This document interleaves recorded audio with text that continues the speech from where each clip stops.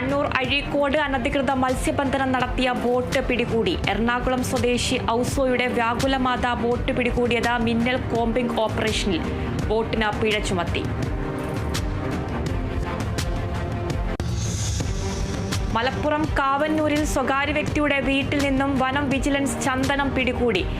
വാക്കാലൂരിലെ വീട്ടിൽ ചന്ദനം ചെത്തി സൂക്ഷിച്ചിട്ടുണ്ടെന്നുള്ള രഹസ്യ വിവരത്തെ തുടർന്ന് നടത്തിയ പരിശോധനയിലാണ് 29 കിലോ ചന്ദനമുട്ടികൾ പിടികൂടിയത്.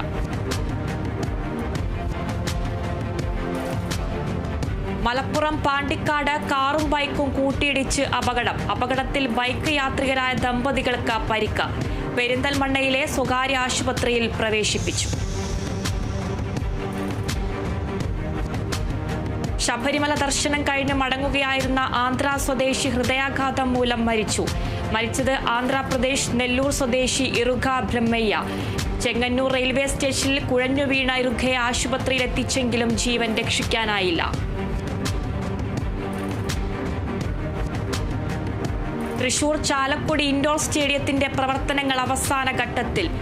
വുഡൻ ഫ്ലോറിംഗ് പ്രവർത്തികൾ ഒരാഴ്ചയ്ക്കുള്ളിൽ പൂർത്തിയാകും. പ്രവർത്തികൾ നടത്തിയത് കായിക വകുപ്പ് അനുവദിച്ച 2 കോടിയോളം രൂപ ചിലവിൽ.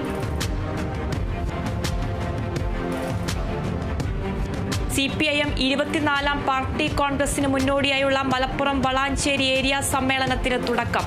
പതാക ശാരദ ടീച്ചർ നഗറിൽ ജില്ലാ സെക്രട്ടേറിയറ്റ് അംഗം VP സക്കറിയ ഉദ്ഘാടനം ചെയ്തു. ദീപശിഖ ജാഥ ഏരിയ സെക്രട്ടറി KP ശങ്കരനും കൊടിമര ജാഥ ഏരിയ കമ്മിറ്റി അംഗം ബുഷ്രയും ഉദ്ഘാടനം ചെയ്തു.